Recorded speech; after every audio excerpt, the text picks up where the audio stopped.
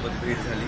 वेगवेगळ्या चर्चांना उधाण आलेलं आहे. नेमकं या भेटीमागचं काय कारण होतं? काय आहे, आपल्याकडे आता पूर्वीसारखी निकोप राजकारण राहिलेलं नाही. मी आता कसं आहे, कोणी एकमेकांना भेटणं म्हणजे प्रत्येक वेळेला काहीतरी त्याच्यामधनं राजकारण शोधायचं आणि त्याच्यातनं काहीतरी युत्या आघाड्या. एक तर 3 वर्षांचं निवडणूक आहे, आता तर काही परिस्थिती तशी नाहीच आहे. आणि दुसरी गोष्ट म्हणजे निवडणुका संपलेल्या आहेत. आता आज ते सत्तेवरती आहेत.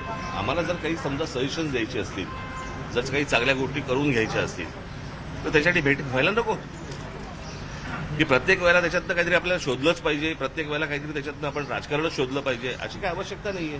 उद्या मी मुख्यमंत्र्यांना भेटीन. आज मुंबईमध्ये, महाराष्ट्रामध्ये, पुण्यामध्ये, ठाण्यामध्ये अनेक शहरांचे प्रश्न आहेत, राज्यांचे प्रश्न आहेत. जे आम्हाला जे वाटतात ते आम्ही सांगणं गरजेचं नाही का? मी खरं तर त्या दिवशी तुम्ही जर असतात त्या दिवशी बोललो असतो. मी कशासाठी भेटलो तुम्हाला आठवत असेल. मी आता जे भेटलो त्यांना या सगळ्या याच्यामध्ये जी काय रोजची परिस्थिती मला जी काय आपल्या शहराची दिसते ती इतकी बिकट आणि विचित्र आणि इतक्या भीषण अवस्थेला पोहोचलेली आहे. आणि त्यातला सगळ्यात महत्वाचा भाग आपण बघत नाही. आपल्याकडे काय होते, डेव्हलपमेंट म्हणजे रस्ते बांधणं, फ्लायओव्हर बांधणं आणि ब्रिजेस बांधणं, याला आपण प्रगती म्हणतो. परंतु मला असं वाटतं की ती सूज आहे. कळलं का? ते काही बाळसं धरलेलं नाहीये. म्हणजे आपल्याकडे चांगले फ्लायओव्हर्स व्हावेत, चांगले ब्रिजेस व्हावेत वगैरे वगैरे, चांगले व्हावेत ना. परंतु आपण मूळ गोष्टींना आपण हात घालत नाही आहोत. आज काय आहे, संपूर्ण मुंबईमध्ये, ठाण्यामध्ये, पुण्यामध्ये, सगळ्या शहरांमध्येच खास करून सगळीकडे डेव्हलपमेंट सुरू आहेत. म्हणजे जिथे एक 25 माणसं राहत होती, एक 40 माणसं राहत होती, आज तिकडे जवळपास 400 माणसं राहत आहेत. जागा तेवढीच आहे, रस्ते तेच आहेत. आणि अशा सगळ्या परिस्थितीमध्ये आज अनेकांकडे अनेक गाड्या आहेत. त्या गाड्या आज पार्किंगमध्ये न जाता आज रस्त्यावरती उभ्या राहतात.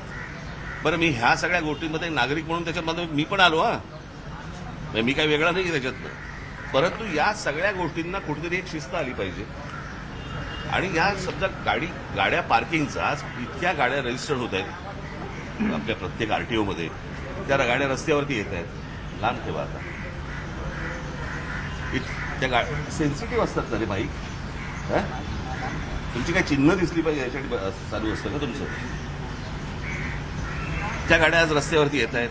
आज अनेक इमारतींमध्ये गाड्यांचं पार्किंग आहे. त्या पार्किंगमधल्या गाड्या आज कोणाकडे एक गाडी आहे, 2 गाड्या आहेत, त्याची तिसरी गाडी येते, चौथी गाडी येते. ती चौथी गाडी तिकडे पार्किंगला जागा नाही, ती रस्त्यावरती येते. आज रस्ते ट्रॅफिकसाठी आज तयार नाही आहेत. सगळीकडे जॅम होऊन बसलेला आहे. हा प्रत्येक शहरांचा प्रश्न आहे. आणि शहरांमध्ये येणारी जी माणसं आहेत ती थांबत नाहीयेत, गाड्या थांबत नाहीयेत. हे आपण कुठे नेणार आहोत सगळं प्रकरण? आणि आज मागे हीच गोष्ट मी मुख्यमंत्र्यांना भेटून सांगितली होती, आठवतं तुम्हाला? त्याच्यानंतर मी पत्रकार परिषद घेतली होती. तीच गोष्ट मी आता त्यांच्या कानावरती घातली. ही गोष्ट त्यांनी लगेच ताबडतोब त्या भूषण गगरांना फोन करून त्यांनी सांगितलं की काय करायला पाहिजे ते सगळं करा. आज गाड्या पार्क असतात, कुठेही गाड्या पार्क असतात. आज डबल पार्किंग करतात. हे तुमचे कोणते ओला उबरवाले आले त्यांना तर काय अक्कलच नसते. त्याच्या अनेक लोक असे असतात की त्यांना बाबा ते कुठेही गाड्या पार्क करून बसतात. आणि त्यांना समजण्यापेक्षा मला असं वाटतं एकदा एका गोष्टीची शिस्त आली की त्यांनाही समजेल की कुठे गाडी पार्क करायची आणि नाही करायची. आणि म्हणून मी ते मागे जे सांगितलं होतं की लाल आणि काळा पट्टा तुमचा ह्याला फुटपाथला त्याच्यावरती तुम्ही नो पार्किंग टाका. पिवळा आणि काळा असेल तिकडे पार्किंग टाका. आणि त्या सगळ्या ह्याच्यामध्ये जर समजा तुम्ही त्या लोकांना काही पनिशमेंट नाही लावली किंवा तुम्ही चुकीच्या ठिकाणी पार्क केलं तर बाबा 5,000 रुपये तुम्हाला दंड बसेल किंवा डबल पार्किंग केलं तर 10,000 रुपये दंड, ही भीती जोपर्यंत येणार नाही तोपर्यंत शहरांना शिस्त येणार नाही. आणि ह्या सगळ्या गोष्टी मी त्यांच्या कानावरती घातल्या. परंतु आपल्याकडे कसं होतं, या सगळ्या गोष्टी सांगितल्या तरी आपल्याकडच्या लोकांचा विश्वास बसत नाही. नाही काहीतरी असणार, ह्याच्यामध्ये पण काहीतरी असणार तर असणार. मग तुम्हाला काय चर्चा करत बसा. मी जो गेलो होतो ती ह्या गोष्टींसाठी गेलो होतो. त्यांच्याकडे ते सगळे परत अख्खी फाईल दिलेली आहे. ती संपूर्णपणे त्यांनी त्या गगरांकडे पाठवली आहे. पुढचं काय होईल ते मला असं वाटतं गगरांना विचारा.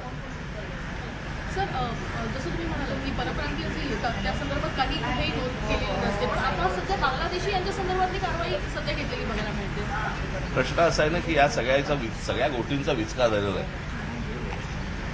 आपल्याकडे कुंपणच शेत खाते.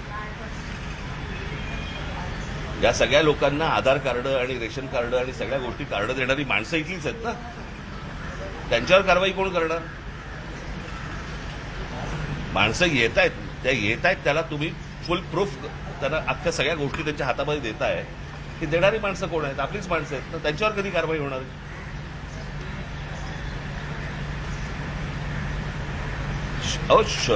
एक शहर आहे, त्या शहरामध्ये किती माणसं येऊ शकतात, किती माणसं राहू शकतात, त्याला काही आकार उकार देणार आहात की नाही आपण? कोणी उठायचं आणि कुठेही जायचं आणि कुठच्याही शहरामध्ये राहायला सुरुवात करायची, असं होऊ नाही शकत. मला असं वाटतं या गोष्टींचा राज्य सरकारने आणि केंद्र सरकारने दोघांनी विचार केला पाहिजे. ज्यांच्याकडे आपण बघतोय की चांगली शहरं म्हणून बर्बाद होणार झालीच आहेत.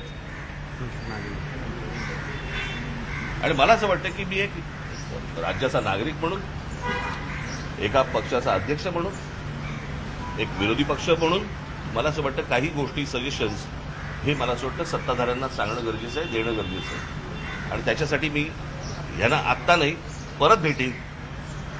ह्याच्यानंतर तुम्हाला काय राजकारणाच्या चर्चा करायच्या असतील त्या तुम्ही करत बसा.